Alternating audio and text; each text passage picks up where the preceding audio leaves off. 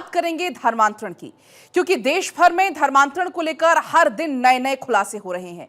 UP के बलरामपुर में जलालुद्दीन छांगुर के देश विदेश तक फैले धर्मांतरण के गैंग और विदेशी फंडिंग के खुलासे के बाद अब यूपी पुलिस ने आगरा और अलीगढ़ में भी धर्मांतरण के नए और बहुत खतरनाक गैंग का खुलासा किया है।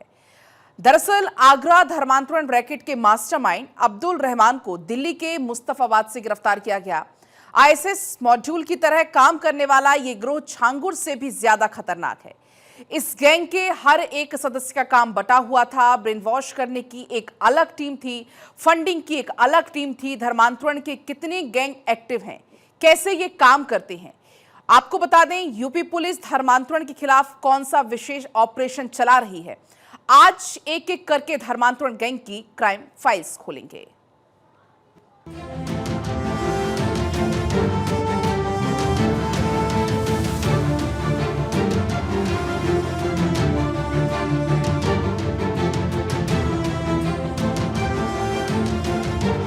यूपी में अवैध धर्मांतरण पर पुलिस का शिकंजा कसने के बाद इस काले धंधे की परतें धीरे धीरे खुलती जा रही हैं।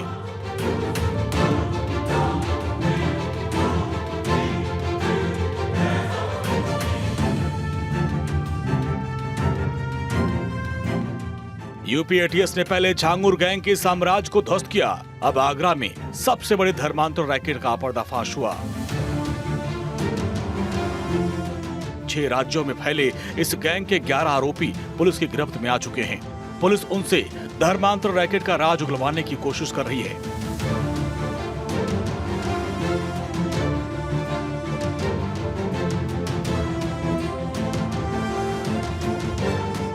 आरोपियों के राज उगलने के बाद आगरा की पुलिस दिल्ली के मुस्तफाबाद पहुंची, जहां उसने इस गैंग के मुख्य आरोपी अब्दुल रहमान को गिरफ्तार किया।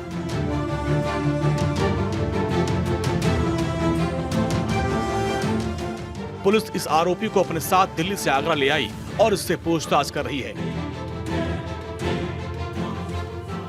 पहले बलरामपुर, फिर आगरा और अब अलीगढ़ के बाद इस गिरोह के तार दिल्ली के जाफराबाद से जा जुड़े हैं, जहां से पुलिस ने मास्टरमाइंड अब्दुल रहमान को गिरफ्तार किया है। पुलिस की पूछताछ और एजेंसीज की पड़ताल में यह बात साफ हो चुकी है कि कैसे दुबई और यूएई के अलावा आधा दर्जन से भी ज्यादा देशों से इन गिरोहों को फंडिंग हो रही थी। किस तरीके से देश विदेश के साथ इस पूरे रैकेट के तार जुड़े हुए हैं। वहीं उत्तर प्रदेश के अलीगढ़ से भी एक बड़े अवैध धर्मांतरण गैंग का पर्दाफाश हुआ है।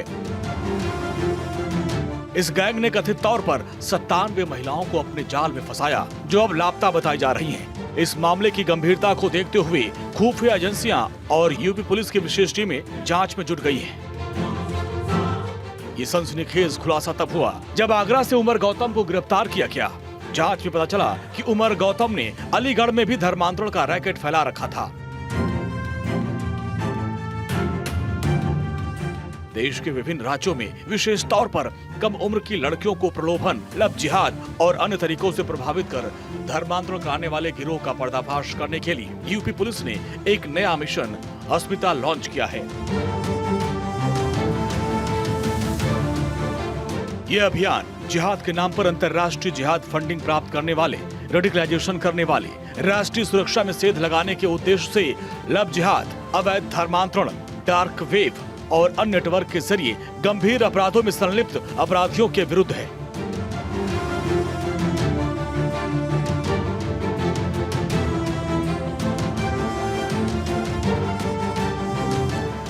वहीं आगरा के पुलिस आयुक्त दीपक कुमार के नेतृत्व में 6 राज्यों से 11 लोगों को गिरफ्तार किया गया, जो आईएसआईएस के तर्ज पर धर्मांतरण का रैकेट चलाते थे। विवेचना के क्रम में इसका एक महत्वपूर्ण अभियुक्त, जिनका नाम अब्दुल रहमान है, उसको पुलिस ने दिल्ली से गिरफ्तार किया, जो नॉर्थ ईस्ट दिल्ली के दयालपुर थाना के अंदर। रहमान से जो पूछताछ में भी बात में पता चला कि वो ओरिजिनली रहने वाला फिरोजाबाद का था और उसका नाम महेंद्र पाल था, और उसने 1990 ईस्वी में धर्म परिवर्तन करके वो दिल्ली मजदूरी करने गया और वहाँ उसने धर्म परिवर्तन किया। उसके बाद एक कलीम सिद्दीकी, जिसको कि उत्तर प्रदेश की एटीएस ने गिरफ्तार किया 2021 में और ऑनरेबल कोर्ट के द्वारा 2024 में उसको आजीवन कारावास की सजा हुई। उसका वह बहुत ही अनन्य सहयोगी था और उसके जेल जाने के बाद उसके इस पूरे चीज को, जो उनका यह रैकेट था धर्म परिवर्तन का, उसका संचालन अब्दुल रहमान ही कहते थे। देखिए, जो भी वीडियोज हैं, जब इन लोगों को अरेस्ट किया गया है, और हमारे डीजीपी सर ने भी बताया कि इसमें सबके अलग अलग काम थे। जो देश में धर्मांतरण का काम कर रहे थे, लड़कियों को जिहादी प्रवृत्ति का काम कर रहे थे, लड़कियों को बहला फुसला का इंटाइस करके शामिल कर रहे थे, उनको शरण दे रहे थे, इसके लिए विदेशों से फंडिंग हो रही थी। तो इन सब तरह की चीज़ में उनको इंटाइस करने के लिए निश्चित रूप से ऐसी सामग्री हम लोगों को मिली है, जिसको कि हम लोग अपनी जो भी सिस्टर एजेंसी है और जितने भी सिक्योरिटी एजेंसीज हैं उनके साथ हम लोग शेयर कर रहे हैं। देश भर में धर्म परिवर्तन का संगठित गिरोह काम कर रहा है। कैसे ये धर्मांतरण का जाल फेंकते थे वो आगे हम आपको बताएंगे, लेकिन आपको बताते हैं कि ये गिरोह कैसे खतरनाक तरीके से काम करता था। लेकिन पहले आपको बताते हैं इस गिरोह के 11 सदस्यों के बारे में। कौन है वो सदस्य और पुलिस ने इन्हें कहां से गिरफ्तार किया।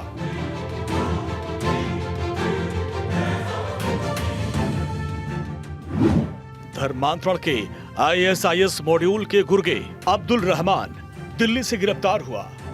आयशा SB कृष्णा गोवा से गिरफ्तार।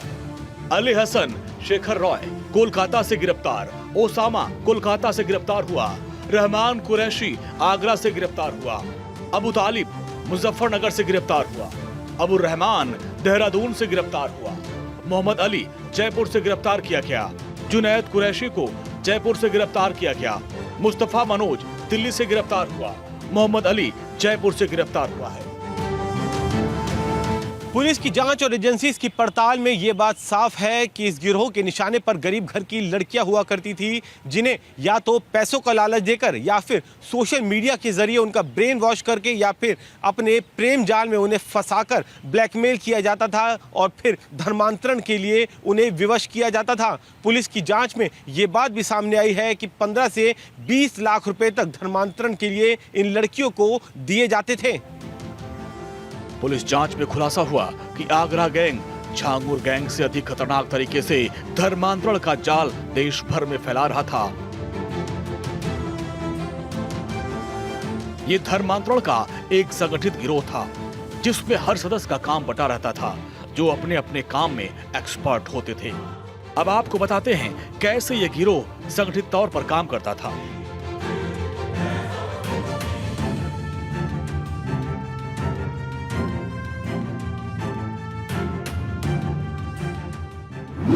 धर्मांतरण गैंग की मॉडस ऑपरेंडी। धर्मांतरण गैंग के हर सदस्य की जिम्मेदारी तय होती थी। ब्रेन वॉश टीम, रेडिकलाइजेशन करना, धर्म परिवर्तन के लिए सब्ज़बाग दिखाकर प्रेरित करना। फंडिंग टीम, फंड प्राप्त करना, विदेशी फंड को चैनलाइज करना और सेफ हाउस देना। लीगल टीम, लीगल एडवाइस देना, धर्म परिवर्तन के कागज तैयार करना, नए फोन और सिम प्रदान करना। धर्मांतरण को लेकर हर दिन यूपी ATS के हाथ तमाम ऐसे दस्तावेज और सबूत लगते हैं जिससे एक बड़ा खुलासा होता है।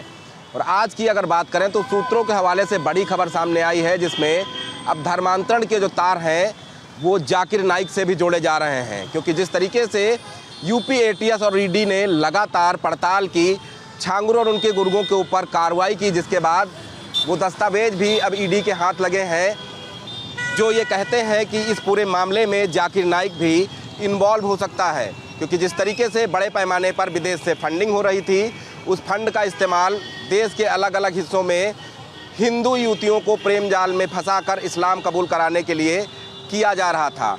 अब देखना होगा जब आगे जांच बढ़ती है तो किस तरीके से इस पूरे प्रकरण में जाकिर नाइक का जो इन्वॉल्वमेंट है वो पाया जाता है। धर्मांतरण के इस ISIS मॉड्यूल गैंग को लेकर पुलिस एक्शन मोड में है। आगरा पुलिस के साथ साथ STF और ATS को भी इसमें शामिल कर लिया गया है और जरूरत पड़ने पर अन्य राज्यों की पुलिस के साथ केंद्रीय एजेंसियों से भी समन्वय स्थापित किया जा रहा है।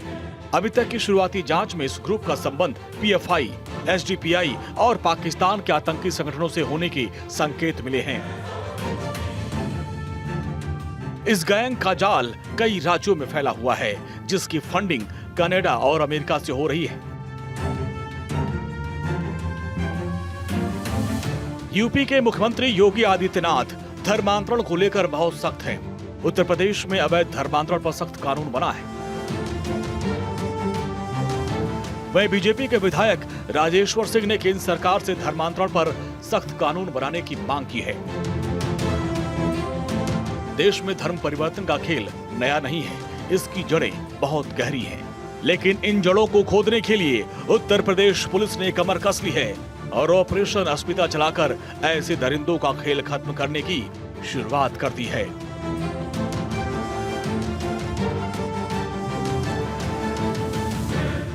उत्तर प्रदेश से पकड़ा गया धर्मांतरण का ये गिरोह कोई पहला गिरोह नहीं है। इससे पहले भी दिल्ली से सटे गाजियाबाद और देश के कई राज्यों से धर्मांतरण के मामले सामने आ चुके हैं, जिनमें कई गिरफ्तारियां भी हुई थी। उत्तर प्रदेश सरकार ने धर्मांतरण को रोकने के लिए कई कदम उठाए हैं, लेकिन ज़रूरत है केंद्र सरकार के कड़े कानूनों की, जिससे इस तरह के मामलों को रोका जा सके।